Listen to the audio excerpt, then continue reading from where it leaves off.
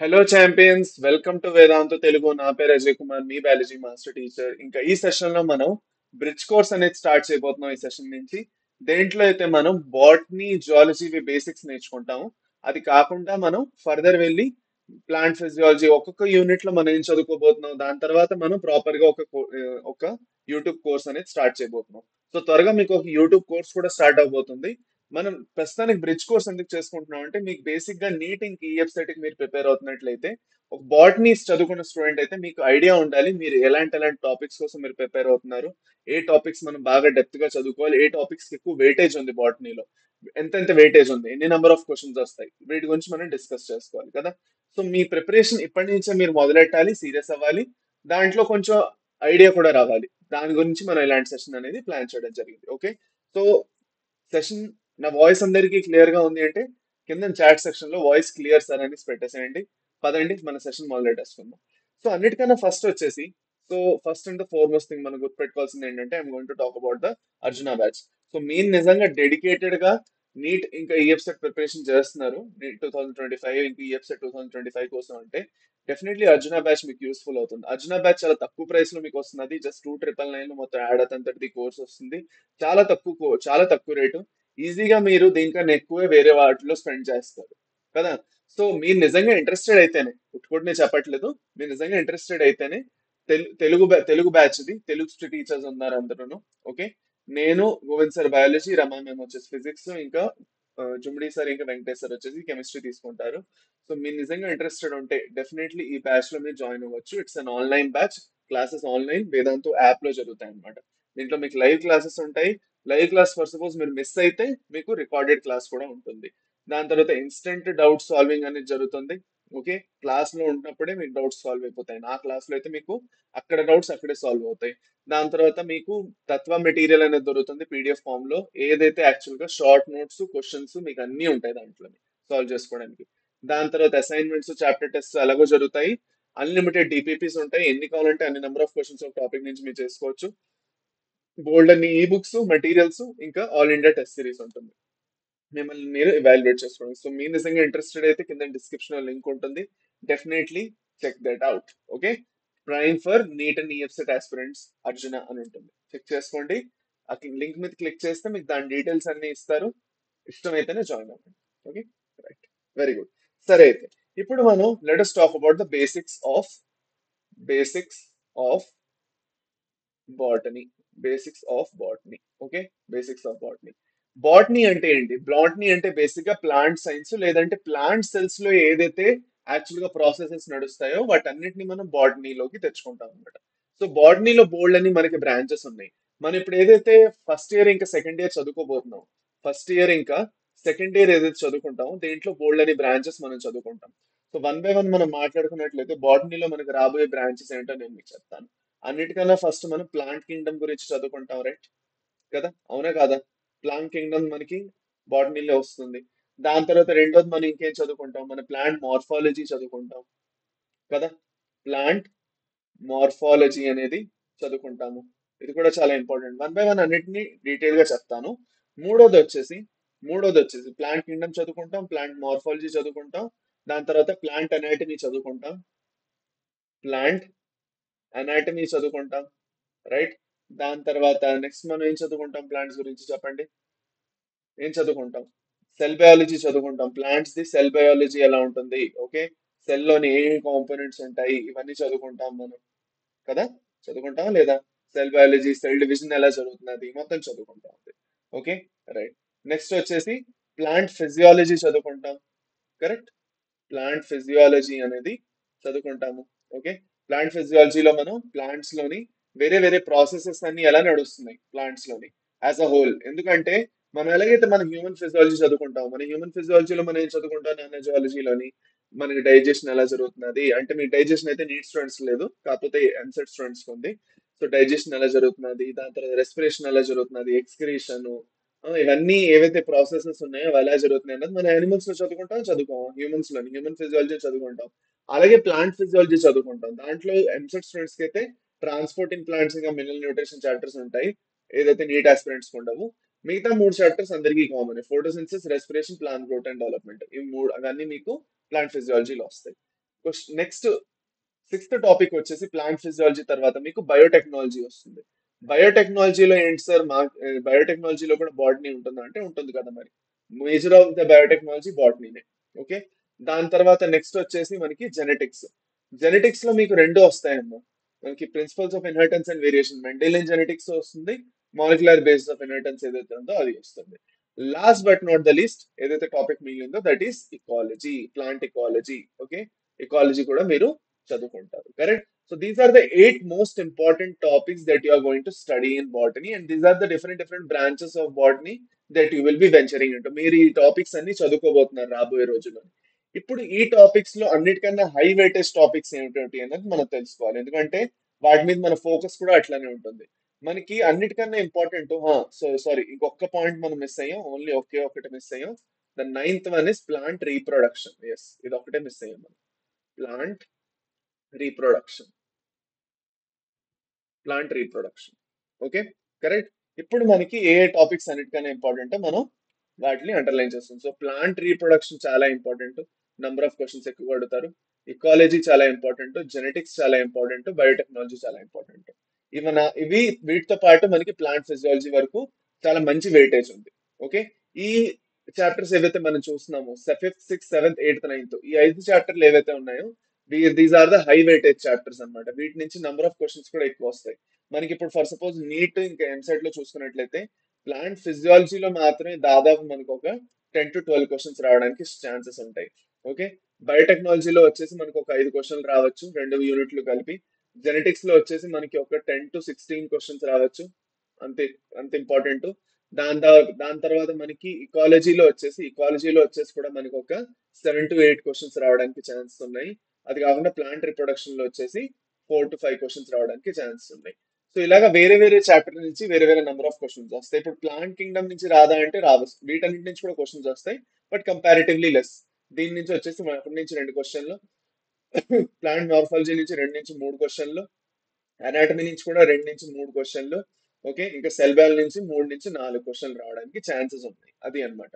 So these are the different different weightages in NEET and ఈ episode రెండిట్లోని కలుపుకొని చెప్తున్నాను నేను మీకు కామన్ గా. ఓకేనా? అది అన్నమాట.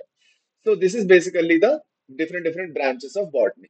ఇప్పుడు మనకి వన్ బై వన్ ఒక్క బ్రాంచ్ లో మనం ఏం చదువుకుంటున్నామో కూడా తెలియాలి. సో అందుకే అది కూడా మనం నేర్చుకుందాం. ప్లాంట్ కింగ్డమ్ ఎప్పుడైతే మనం మాట్లాడుకుంటామో, ప్లాంట్ కింగ్డమ్ అని ఎప్పుడైతే మనం మాట్లాడతామో, మీకు అందరికీ ఒక ఇంపార్టెంట్ విషయం గుర్తుపెట్టుకున్నాను. When we're talking about plant kingdom, we're talking about the various types of plants that we see in the plant kingdom. దీంట్లో వచ్చేసి మనం వేరే వేరే క్లాసిఫికేషన్ చేసుకుందాం. ఒకటి, ఒక మెయిన్ క్లాసిఫికేషన్ వచ్చేసి మనకి సైడ్ లో వచ్చేస్తుంది, దట్ ఈస్ ఆల్గే.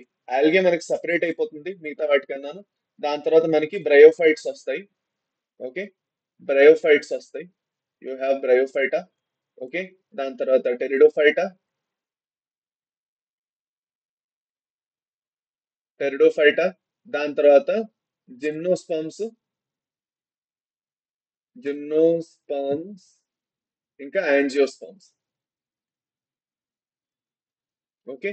వీటన్నిటిది ఏదైతే డిఫరెంట్ డిఫరెంట్ అంటే వీటిని ఎలా మనం డివిజన్స్ లో ఎలా క్లాసిఫై చేసాం, మనం phylogenetic system of classification, systematics ఇవన్నీ వాడి వీటిని మనం ఎలా క్లాసిఫై చేసి చదువుకుంటాం అన్నది నేర్చుకుంటాం. వీటన్నిటిది యూనిక్ క్యారెక్టరిస్టిక్ ఫీచర్స్ చదువుకుంటాం. ఆల్గేలో ఉన్న యూనిక్ క్యారెక్టరిస్టిక్ ఫీచర్స్ ఏంటి, బ్రయోఫైటాలో ఉన్నవి, టెరిడోఫైటాలో ఉన్నవి, వీటన్నిటిని కలిపి మనం ఎలాగ క్రిప్టోగ్యామ్స్ అంటాము. ఓకే. వీటన్నిటిని కలిపి మనం ఎలాగా క్రిప్టోగ్యామ్స్ అంటాం. బ్రయోఫైట్ అని మనం ఏమంటాము, amphibians of the plant Kingdom అంటాం. టెరిడోఫైట్ అని మనం ఏమంటాం, వాస్కులార్ క్రిప్టోగ్యామ్స్. ఎందుకంటే ఫస్ట్ వాస్కులార్ బండల్స్ వీటిలోనే చూడడం జరిగింది.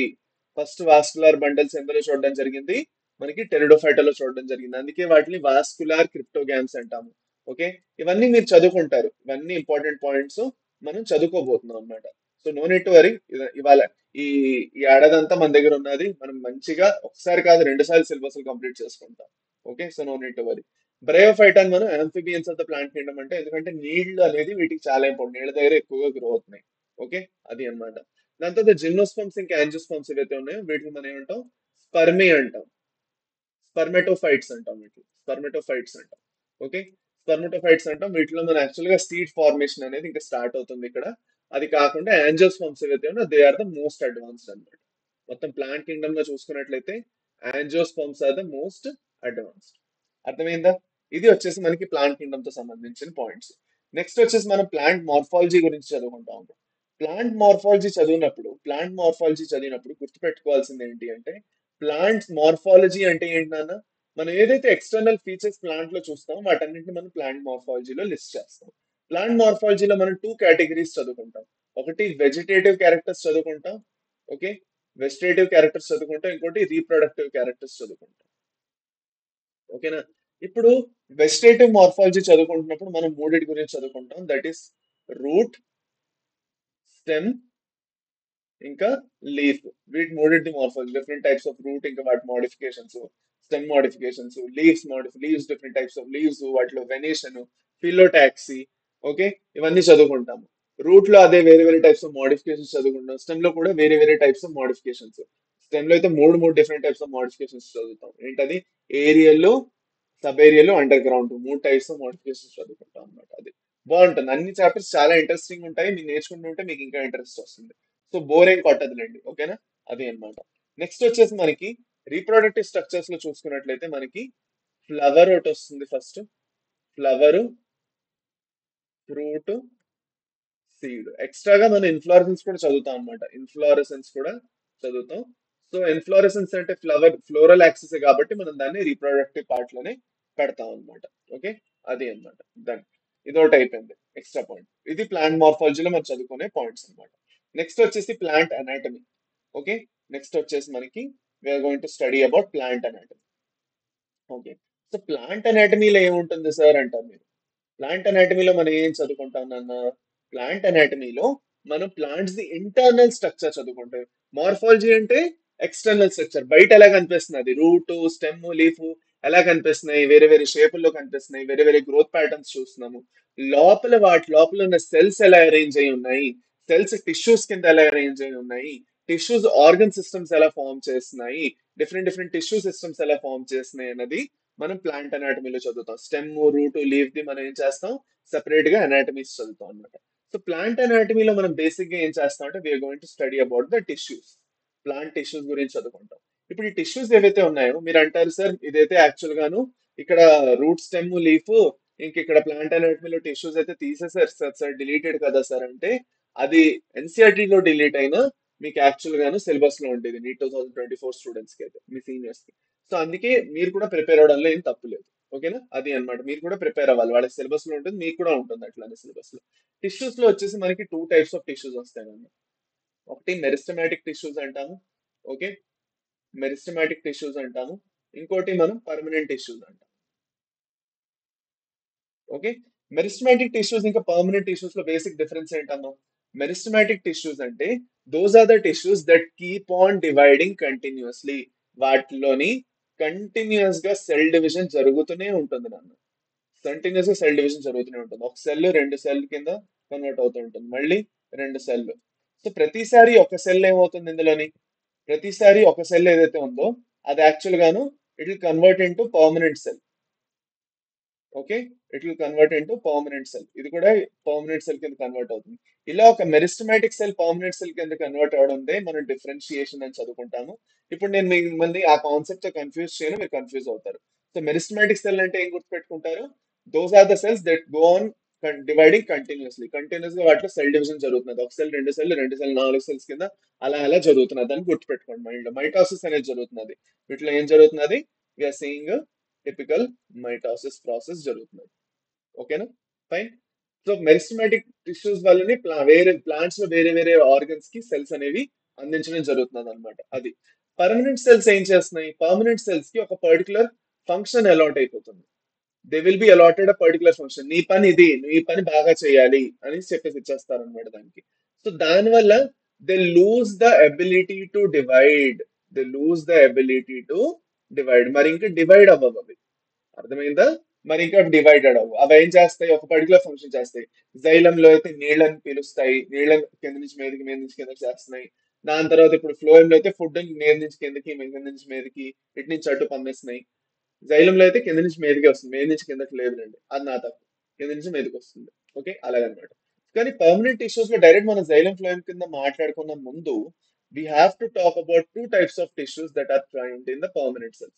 పర్మనెంట్ లో టూ టైప్స్ చూస్తాం. ఒకటి మనం సింపుల్ చూస్తాము, ఇంకోటి కాంప్లెక్స్ చూస్తాం. Okay, simple and complex. Simple లో మనం మూడు చూస్తాము. ఒకటి పారెంకైమా, మోస్ట్ అబండెంట్ అన్నమాట, అన్నిటికన్నా ఎక్కువ టైప్ ఆఫ్ టిష్యూ ఇదే మన ప్లాంట్ లో చూస్తాం. గ్రౌండ్ టిష్యూ అన్ని చోట్ల ఇదే ఉంటుంది, పారెంకైమా ఉంటుంది. రెండోది వచ్చేసి కాలెంకైమా. కాలెంకైమా వచ్చేసి మనకి యాక్చువల్ గాను గ్రౌండ్ టిష్యూ కాదు, మెయిన్ స్ట్రెంత్ కి చాలా ఇంపార్టెంట్ అన్నమాట. సో స్ట్రెంత్ కి చాలా ఇంపార్టెంట్ కాలెంకైమా, ఫ్లెక్సిబిలిటీకి కూడా. స్క్లెరెంకైమా స్ట్రెంత్ కి ఇంకా ప్రొటెక్షన్ కి రెండింటికి important sclerenchyma. And sclerenchyma is a dead tissue.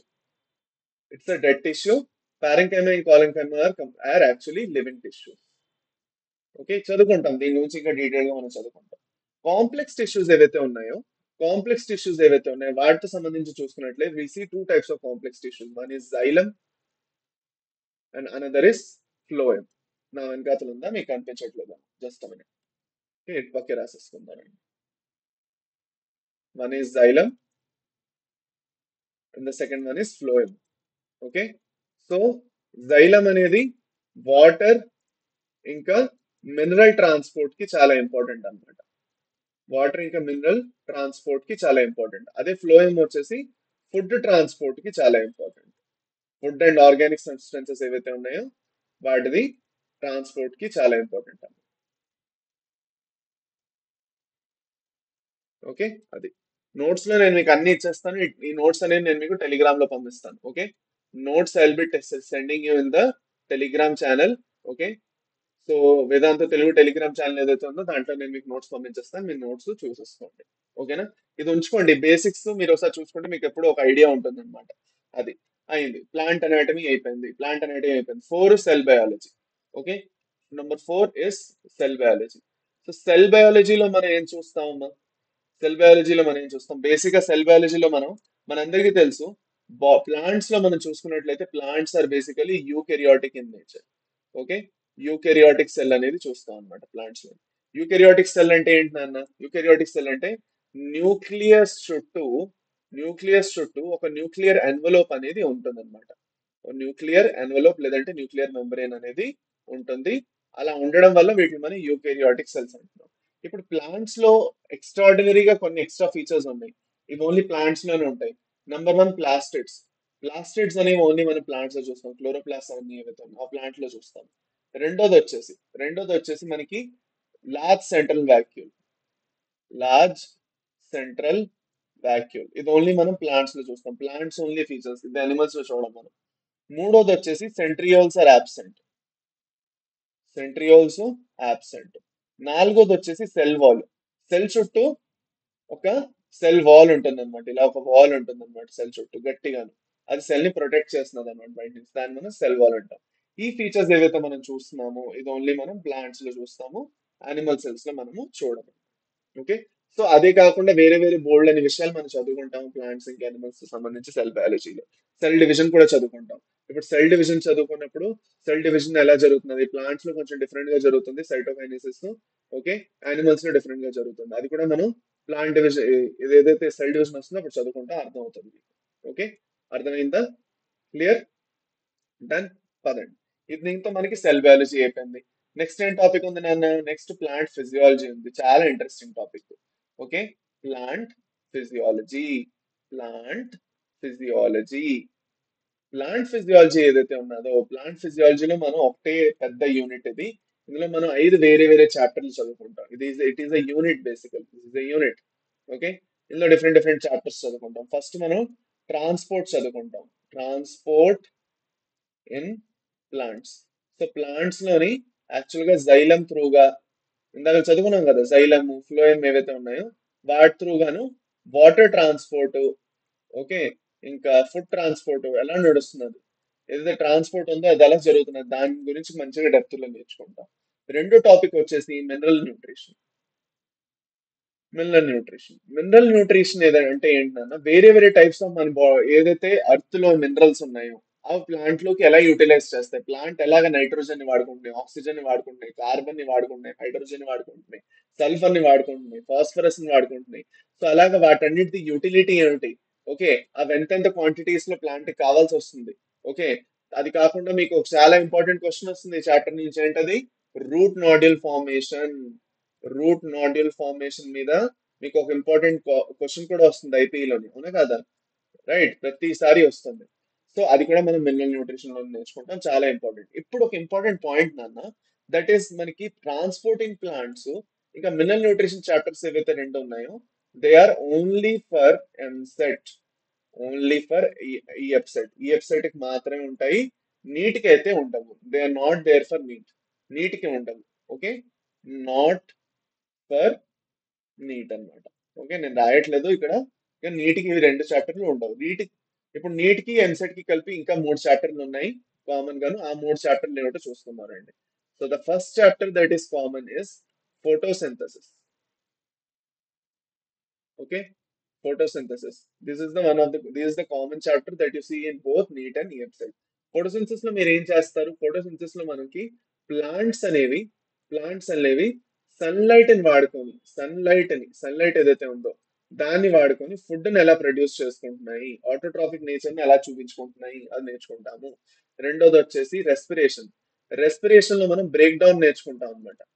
Break down నేర్చుకొని ఎలాగ ఎనర్జీ ప్రొడ్యూస్ అవుతుంది ఫుడ్ నుంచి ఏటీపీ ఎలా ప్రొడ్యూస్ అవుతుంది. ఓకే, అది మనం నేర్చుకుంటాం రెస్పిరేషన్. ఫుడ్ వేరే వేరే ప్రాసెస్ నేర్చుకుంటాం. దీంట్లోనే మనం glycolysis, Krebs cycle, electron transport chain, anaerobic respiration లో ఫర్మెంటేషన్ చదువుకుంటాం. ఆల్కహాల్ ఫర్మెంటేషన్, ఇంకా లాక్టిక్ యాసిడ్ ఫర్మెంటేషన్ చదువుకుంటాము. దాని తర్వాత ఫోటోసిన్సిస్ లో వచ్చేసి మనం లైట్ రియాక్షన్, డార్క్ రియాక్షన్ చదువుకుంటాం. లైట్ రియాక్షన్ వచ్చేసి క్లోరోప్లాస్ట్ లో, క్లోరోప్లాస్ట్ థైలాకోయిడ్ మెంబ్రేన్ లోని. డార్క్ రియాక్షన్ వచ్చేసి స్ట్రోమాలో చదువుకుంటాం. ఇదంతా డీటెయిల్ గా చదువుతాము, బట్ మీకు ఒక ఐడియా ఇస్తున్నాను అంతే. థర్డ్ వచ్చేసి plant growth and regulation. Plant growth and development అనమాట. ప్లాంట్ గ్రోత్ అండ్ డెవలప్మెంట్ దీంట్లో మనం ఏం చేస్తామంటే, ప్లాంట్ లో గ్రోత్ అది ఎలా నడుస్తుంది కాకుండా, ప్లాంట్ గ్రోత్ హార్మోన్స్ ఏవైతే ఉన్నాయో, ప్లాంట్ హార్మోన్స్, ఫైటో హార్మోన్స్ ఏవైతే ఉన్నాయో, ఫైటో హార్మోన్స్ లేదంటే ప్లాంట్ గ్రోత్ హార్మోన్స్ ఏవైతే ఉన్నాయో వాటి గురించి బాగా నేర్చుకుంటాము. నాలుగు ఉన్నాయి main: auxins, cytokinins, gibberellins, abscisic acid. వీటి గురించి చదువుకుంటాం. Okay, done. ఇది వచ్చేసి మనకి ప్లాంట్ ఫిజియాలజీలో మనం ఏదైతే నేర్చుకోబోతున్నాం బేసిక్స్. ఇప్పుడు మనకి నెక్స్ట్ ఏదైతే ఉన్నదో, నెక్స్ట్ వచ్చేసి బయోటెక్నాలజీ కదా. బయోటెక్నాలజీ కదా మనం నేర్చుకోవాల్సింది నెక్స్ట్. సో బయోటెక్నాలజీలో మనం ఏం నేర్చుకుంటాం? బయోటెక్నాలజీలో ఏదైతే మనం జెనెటిక్స్ లో నేర్చుకుంటామో అదే మనం అక్కడ అప్లై చేస్తాం అనమాట. ఓకే, సో ఫస్ట్ నేను జెనెటిక్స్ గురించి చెప్పి అప్పుడు బయోటెక్నాలజీ గురించి చెప్తాను నేను మీకు. సో జెనెటిక్స్ అంటే ఏంటి? జెనెటిక్స్ లో మీరు ఏం చేస్తారంటే రెండు డిఫరెంట్ టాపిక్స్ చదువుకుంటాం మనం. The two different topics is Mendelian genetics,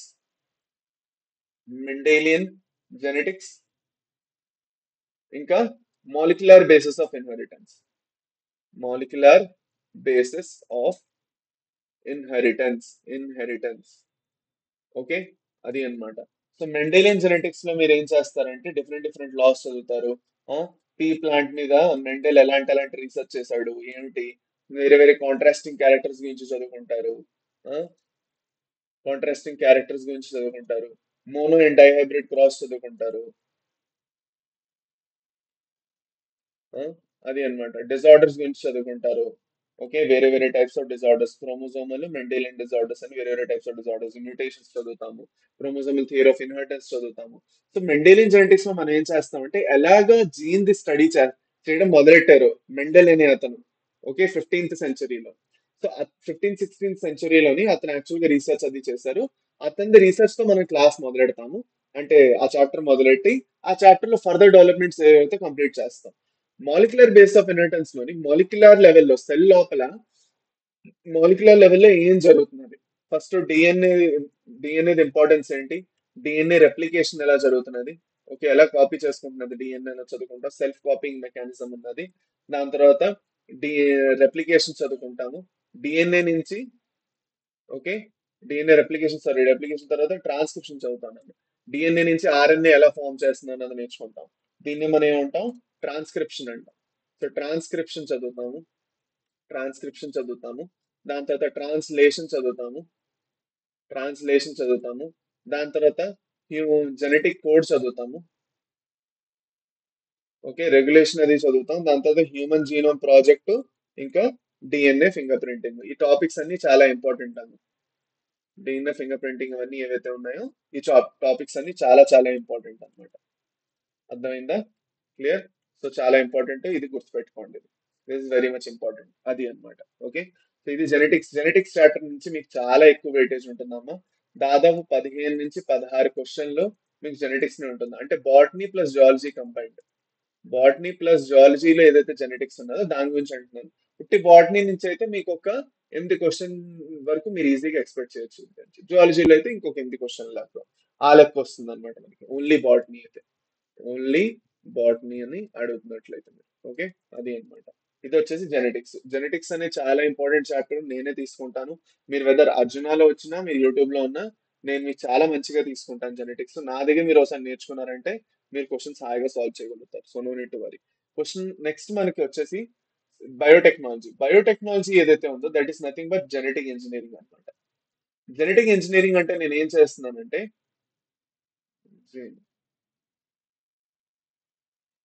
genetic engineering లో నేను ఏం చేస్తున్నానంటే బేసిక్ గా జీన్స్ ని నేను ఇంజనీర్ చేస్తున్నాను. నా దగ్గర ఒక మంచి జీన్ ఉంది, ఆ ఇంకోటి దగ్గర ఇంకొక పర్సన్ దగ్గర చెత్త జీన్ ఉన్నది. ఆ చెత్త జీన్ తీసేసి నేను మంచి జీన్ వాళ్ళకి ఇచ్చి సరిదిద్దుతున్నాను అనమాట. కరెక్షన్స్ చేస్తున్నాను, జీన్ కరెక్షన్స్, జీన్ థెరపీస్ చేస్తున్నాను. దాన్ని మనం జెనెటిక్ ఇంజనీరింగ్ బయోటెక్నాలజీలో చదువుకుంటాం. దీంట్లో మనకి బేసిక్ అప్లికేషన్స్ కూడా చదువుతాం. ఫస్ట్ బీటీ కాటన్ చదువుతాము, దాని తర్వాత టొబాకో ప్లాంట్ గురించి చదువుతాము. టొబాకో ప్లాంట్ ని ఎలాగా మనం యాక్చువల్ గాను ఆర్ఎన్ఏ ఇంటర్ఫిరెన్స్ నుంచి మనం యాక్చువల్గా యూస్ చేసి మనం దాన్ని ప్రొటెక్ట్ చేస్తాము. దాని తర్వాత వచ్చేసి మనకి ఆ, వేరే వేరే ఇంకా అప్లికేషన్స్ ఉన్నాయి. ఫ్లవర్ సావర్ టొమాటోస్ ఎలా ఫామ్ చేస్తున్నాము, ఫ్లవర్ సావర్ టొమాటోస్ అదొకటి చదువుకుంటాము. దాని తర్వాత విటమిన్ ఏ రైస్ ఏదైతే ఉందో గోల్డెన్ రైస్ అంటాము. ఓకే, దీన్ని మనం ఏమంటాం, గోల్డెన్ రైస్ అని కూడా గోల్డెన్ రైస్ అని కూడా అంటాము.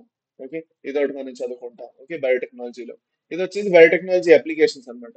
ప్రిన్సిపల్స్ లో మనం different different steps of biotechnology process అనేది ఎలా చేస్తారు. ఒక సెల్ నుంచి జీన్ ని ఐసోలేట్ చేస్తారు, వెక్టర్ ని వాడుకొని హోస్ట్ కి పంపిస్తారు, హోస్ట్ ని ట్రాన్స్ఫార్మ్ చేస్తారు, చెక్ చేస్తారు ట్రాన్స్ఫార్మ్ అయిందా లేదో అని. ఆ చెక్ చేసిన హోస్ట్ నుంచి మనకి బయోజెనిక్ ప్రోడక్ట్స్ అనేవి ఫామ్ చేస్తారు. సో ఇదే మనం బయోటెక్నాలజీలో బాగా చదువుకుంటాం అన్నమాట. సో జెనెటిక్స్ ఇంకా మాలిక్యులర్ బేస్ ఆఫ్ ఇన్హెరిటెన్స్ తర్వాతే మనం ఎప్పుడు బయోటెక్నాలజీ చదవాలి, ఎందుకంటే ఈ 2 చాప్టర్లు బాగా అర్థమైతేనే ఇక్కడ కూడా అర్థమవుతుంది. అది సో లింక్డ్ అనమాట ఈ 2 చాప్టర్లు. అందుకే ఈ 2 చాప్టర్ నుంచి దాదాపు కలిపి బాటనీలోనే మనం చూసుకున్నట్లయితే దీని నుంచి ఒక 4 క్వశ్చన్స్ వరకు రావడానికి ఛాన్సెస్ ఉంటాయి.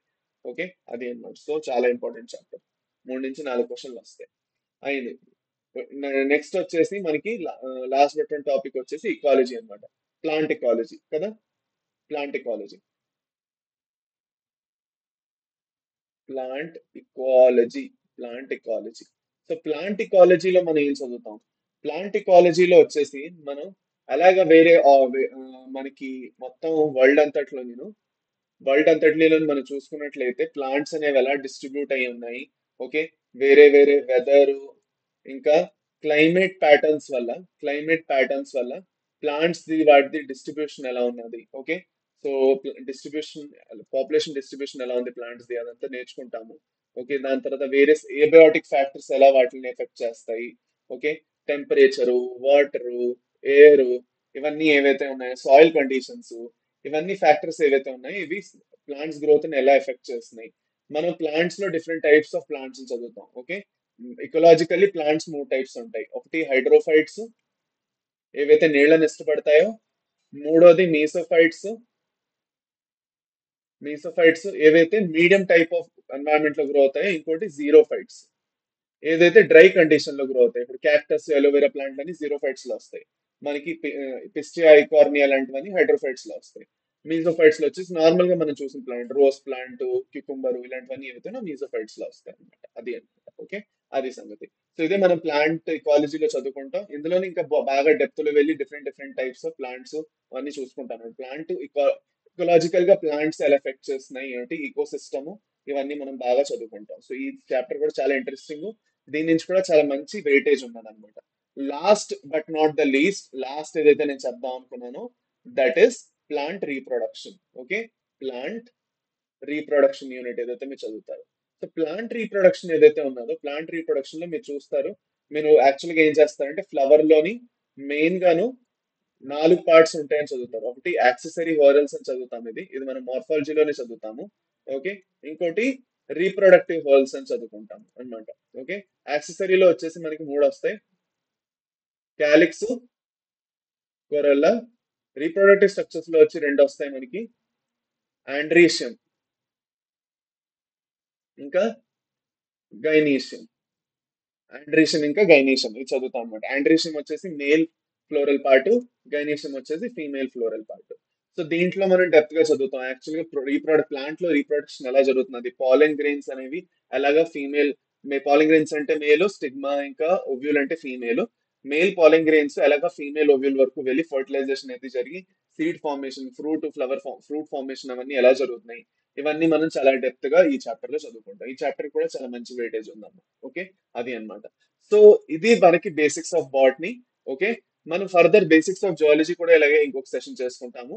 సో ఈ రెండు సెషన్స్ లో నేను మీకు బేసిక్స్ చెప్పేసేస్తాను అనమాట. మనం ఏం చదువుకోబోతున్నాం, మీకు ఒక క్లియర్ ఐడియా అనేది ఇస్తాను అనమాట. సెషన్ నచ్చినట్లయితే లైక్ చేయండి అన్న, షేర్ చేయండి.